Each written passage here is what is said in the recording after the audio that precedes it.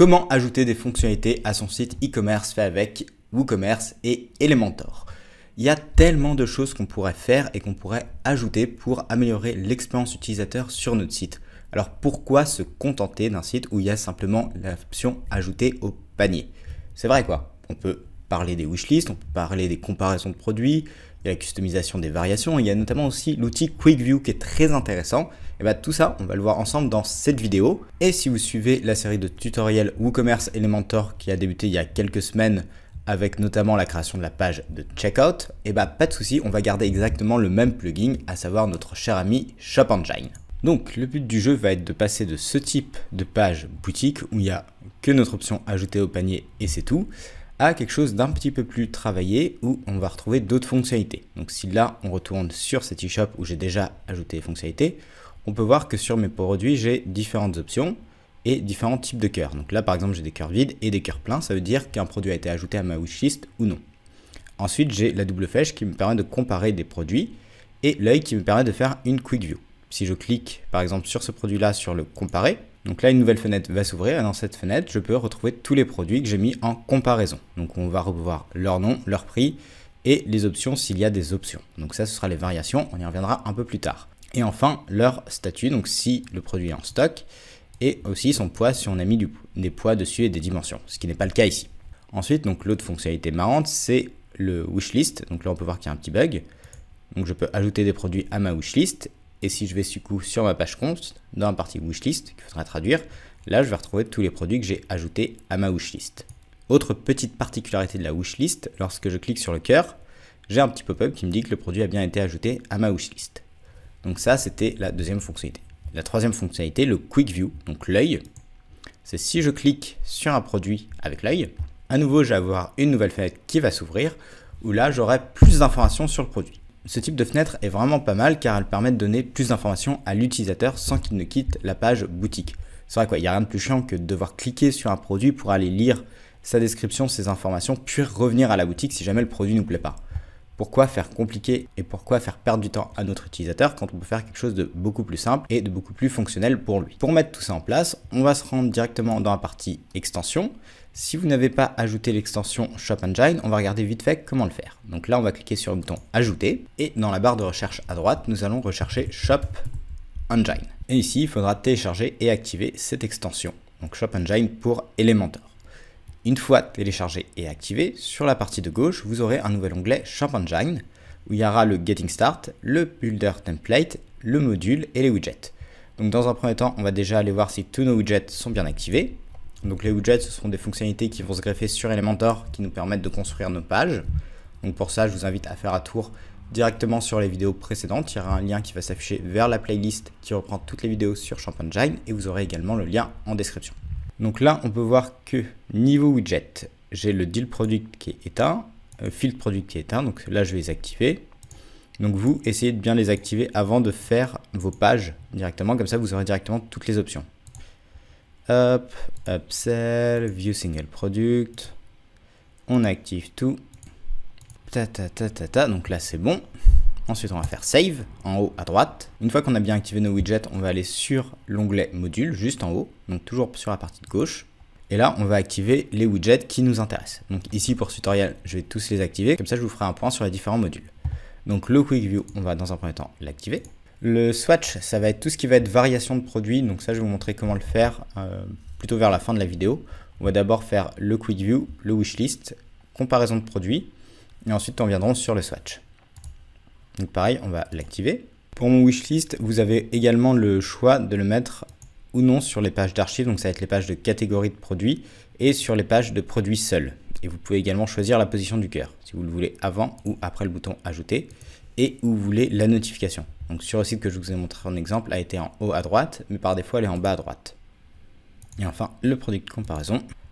Hop, donc là pareil que la page wishlist, vous avez également le choix et vous pouvez mettre différents paramètres pour la comparaison, donc le titre, le poids, la description, les dimensions, etc. Donc là ça dépendra du type de produit que vous vendez. Si vous vendez des produits numériques, tout ce qui va être poids, dimension et hauteur, il n'y aura pas forcément besoin de le mettre. Donc maintenant qu'on a bien activé tout ça, on va commencer par paramétrer notre Quick View. Pour tout ce qui va être wishlist et comparaison, en fait, ils sont du coup automatiquement paramétrés, il n'y a rien besoin de faire de plus. Donc pour activer notre Quick View, on va aller sur le Builder Template. Donc là maintenant je vais faire Add New pour ajouter mon template de Quick View. Donc ici je vais la nommer Vue rapide. Ici en type, je vais bien mettre Quick View. Si jamais vous ne le voyez pas, n'hésitez pas à fermer votre dashboard et le rouvrir. Et ensuite, veillez bien à mettre en défaut, sinon ça ne fonctionnera pas. Ensuite, ici, vous avez le choix entre plusieurs types de design. Vous pouvez également partir sur un design que vous faites vous-même via Elementor. Si vous voulez gagner du temps, dans ce cas, partez directement sur un design déjà fait. Donc là, pour changer, je vais mettre plutôt l'image à droite. Et ici, une fois fait, je vais pouvoir faire Edit avec Elementor pour pouvoir un peu le pimper. Donc là ici j'ai les informations principales, donc si je veux je peux du coup inverser les colonnes vu que ça ne s'est pas bien fait, et je peux réorganiser l'agencement. Par exemple le breadcrumb le mettre ici, l'aligner sur la droite, et aussi je peux également changer sa typographie et le mettre en plus petit. J'ai également tout ce qui va être les notes, la description, tout ce qui va être pour acheter directement le produit, le comparer ou l'ajouter à un outil de souhait, et enfin tout ce qui va être catégorie. Si vous voulez ajouter d'autres options, vous cliquez en haut à gauche et là vous retrouverez directement tout ce qui va être utile pour créer cette page. Donc vous avez également le product share pour partager ce produit, product title, les tags, tout ce qui va être tab. Ici le but ne va pas être de surcharger le Quick View, mais de mettre les informations les plus pertinentes pour favoriser un acte d'achat. Donc une fois que c'est fait, vous pouvez également passer en mode responsive pour voir ce que ça va rendre. Donc là en mode responsive, pas forcément terrible. On pourrait très bien inverser les colonnes, c'est-à-dire avoir directement notre image, puis le titre. Là si je veux au niveau de ma section, je vais aller dans avancer. Et dans responsive, je vais mettre inverser les colonnes sur mobile. Donc comme ça j'ai directement mon image qui arrive avant, ce qui est un petit peu plus sympa. Et ensuite les informations de mon produit. On peut voir également que l'alignement sur la droite, c'est pas terrible. Donc pour ça, on va plutôt mettre un alignement centré sur mobile.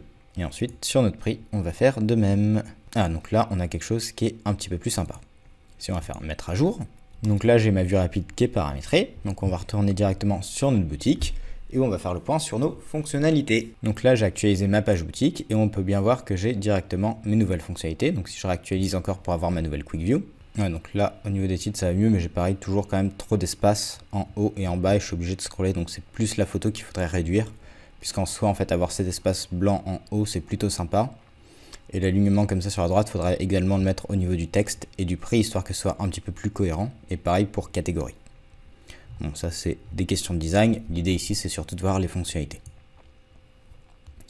Ensuite, donc, on a vu notre Quick View, on a vu les ordres qui changeaient. Donc là, si je clique sur Compare une première fois, il y a bien le pop-up qui va s'ouvrir, mais comme j'ai qu'un produit à comparer, j'aurai pas forcément d'autres outils de comparaison. Mais on peut voir qu'il y a exactement toutes les options que j'avais cochées. Si je clique sur mon hoodie, donc mon sweat à capuche, là on peut voir qu'il va bien me comparer les deux.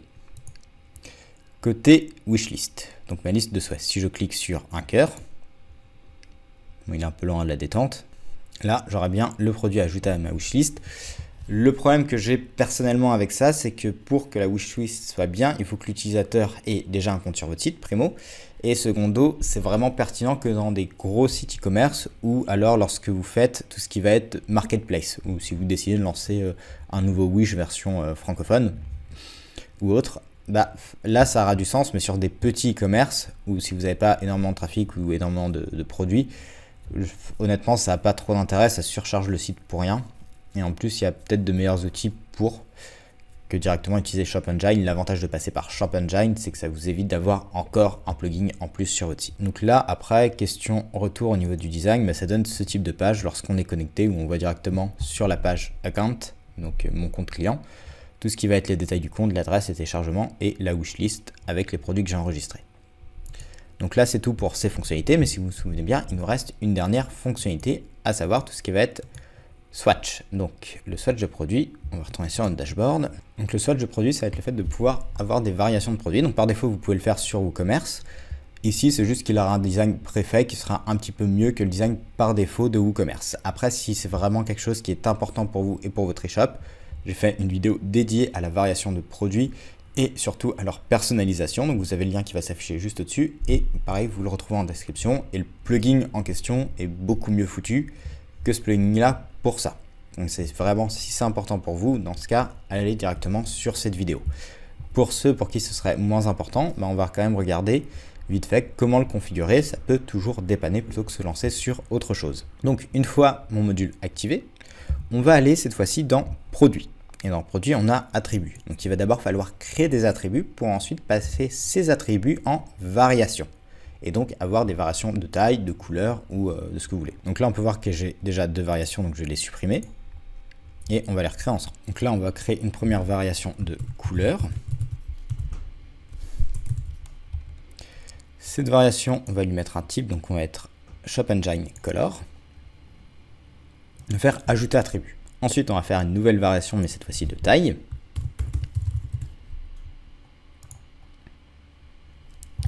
Donc là, on va mettre label. Et donc là, on a nos 2 variations. Maintenant, il va falloir configurer nos variations, donc à leur ajouter des paramètres. Donc ici, on va d'abord configurer nos tailles, ce sera le plus simple. Ajouter une taille, on va mettre L. Ensuite, on va ajouter du M et du S. Donc une fois que c'est fait, j'ai bien mes tailles. Donc on va fermer ceci et nous allons faire pareil pour nos couleurs. On va ajouter 2 couleurs. On va mettre par exemple du noir. Donc là, on peut changer directement la couleur. Donc ici, comme on a mis du noir, c'est bon. Une deuxième couleur, on va mettre du bleu. Là, je clique sur la couleur. J'ai une nouvelle fenêtre qui s'ouvre où je peux directement choisir des couleurs en fonction de ce que j'ai besoin. Bon, c'est clairement pas le truc le plus pratique du monde, mais c'est fonctionnel. Donc là, j'ai bien mes 2 couleurs. Donc ceci étant fait, on revient là et au niveau de notre dashboard, cette fois-ci, on va aller directement sur nos produits. Donc là, on a fait nos attributs, donc on va aller sur tous les produits. Et ici, sur tous nos produits, on va reprendre un produit qui existe en bleu et en noir. Je ne sais pas si j'en ai. Voilà, mon Blue Hoodie qui existe aussi en noir. Donc on va faire modifier. Lui, on va juste le nommer Hoodie du coup, puisque en fait, tous les autres hoodies vont être amenés à disparaître pour avoir juste un seul produit Hoodie qui aura des variations de taille et de couleur. On va également modifier son URL. Et ici, en type de produit, on est en simple et donc on va passer en produit variable. Ensuite, on va bien cocher gérer le stock. Donc là, on peut mettre une quantité de stock directement. Donc là, ce sera une quantité quelles que soient les tailles, mais après, on pourra directement gérer les tailles au niveau du produit. Ensuite, on va aller dans attributs, donc cet onglet-ci, et on va ajouter l'attribut couleur. Maintenant, on va le paramétrer. Très important, cocher la case utiliser pour les variations, sinon ça va être compliqué pour la suite. Ensuite, on va faire Select All pour avoir toutes nos couleurs et on va enregistrer l'attribut. Là, on va faire pareil pour la taille. Hop, cocher utiliser toutes les variations, Select All, comme ça on récupère toutes nos tailles et enregistrer. Ensuite, une fois que c'est fait, on va bien enregistrer nos attributs, puis aller sur variation. Et sur variation, on va ajouter une variation, donc gérer les variations pour tous les attributs et on va faire aller. Et donc là, on a un petit pop-up qui nous dit qu'il peut créer max 50 variations à la fois, mais ici, on a 2 couleurs en 3 tailles, ce qui nous fait donc 6 variations. Ensuite, on peut mettre directement des valeurs par défaut. Donc en termes de couleur, on peut mettre très bien le noir et en termes de taille, le M. Puis, on peut directement customiser chaque variation. Donc là, on va mettre une image d'un hoodie bleu. Et du coup, il faudra le faire sur chaque variation de produit. Là, on va remettre du coup 150. On va mettre là, cocher gérer le stock et on peut lui mettre très bien une quantité à 2. On va faire pareil pour ici. Tac, tac, gérer le stock. Quantité 2. Je mets en accéléré, on se retrouve après. Là, je suis parti pour 5-10 minutes, ça va être un petit peu chiant si vous me voyez faire toujours la même chose.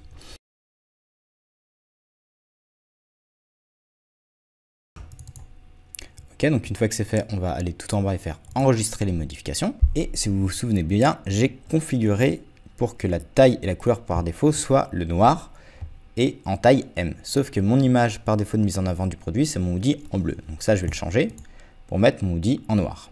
Voilà, et une fois que j'ai bien fait tout ceci, je vais faire mettre à jour. Et ensuite, je vais retourner sur tous mes produits, histoire de supprimer mon hoodie noir. Donc lui, hop, il va passer à la trappe. Donc maintenant, on se retrouve directement dans la partie catégorie homme du shop pour retrouver notre petit hoodie et voir ses petites améliorations. Donc là, on a bien notre hoodie en vert, en rouge et notre hoodie seul. Donc si je fais une quick view, on voit qu'on a bien nos variations de couleur, nos variations de taille, ce qui est plutôt pas mal. Normalement, après, si je vais sur mon hoodie seul, on va également retrouver à nouveau nos variations. Donc là, pareil, on a également nos variations de couleur et de taille. Donc voilà, j'espère que cette vidéo vous sera utile. Si jamais vous avez des questions, n'hésitez pas à les mettre en commentaire. Et on se retrouve bientôt pour une prochaine vidéo. Salut, salut!